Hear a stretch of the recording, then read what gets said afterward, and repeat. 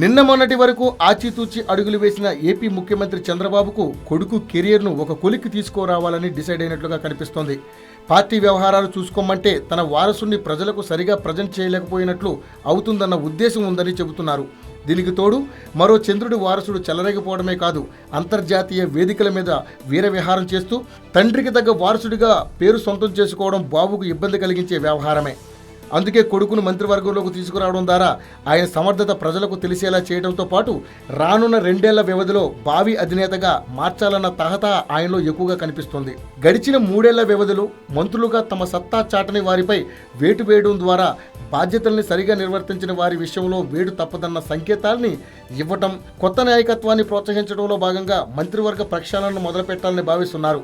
ఇందుకు మధ్యలో కొన్నిసార్లు కసరత్తు చేసినా వివిధ కారణాలతో ఈ ప్రక్రియను అమలు చేయలేదు. కొడుకును మంత్రి చేసే క్రమంలో కొద్ది మందిని తప్పించడం, మరికొందరికి పదవులు ఇవ్వడం ద్వారా గతంలో తానిచ్చిన హామీలని నిలబెట్టుకోవాలన్న బాబు ఆలోచనగా తెలుస్తుంది. ఇప్పటికే మంత్రివర్గం నుంచి ఎవరిని తప్పించాలి, ఎవరిని తీసుకోవాలన్న అంశంపై ఒక స్పష్టతకు చంద్రబాబు వచ్చినట్లు తెలుస్తోంది. మరి చినబాబుకు అధికారిక పట్టాభిషేకానికి ముహూర్తాన్ని ఎప్పుడు ఫిక్స్ చేశారన్న అంశంపై తాజాగా క్లారిటీ వచ్చిందని చెప్పాలి. ఉగాది రోజున కొత్త మార్పుల్ని చేసేందుకు బాబు సిద్ధమవుతున్నట్లు చెబుతున్నారు. అప్పటికి ఎమ్మెల్సీ ఎన్నికలు పూర్తి కానుంది. ఎన్నిక కాకుండానే మంత్రి పదవిని అప్పగించడం బాబుకి ఇష్టం లేదని, ఎన్నిక ద్వారానే మంత్రి పదవిని అప్పగించామన్న భావన కలిగించేందుకు వీలుగా ఉగాదికి వాయిదా వేసినట్లుగా తెలుస్తుంది.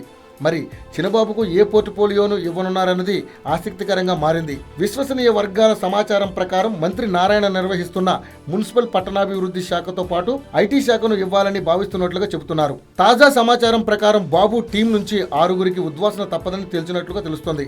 అయితే ఈ అంకె కూడా మారే అవకాశం ఉందని, ఒకరిద్దరు పెరిగే వీలుందన్న మాట వినిపిస్తుంది. అదే సమయంలో 6గురి కంటే ఎక్కువ మందిని మంత్రివర్గంలోకి తీసుకున్నట్లుగా చెబుతున్నారు.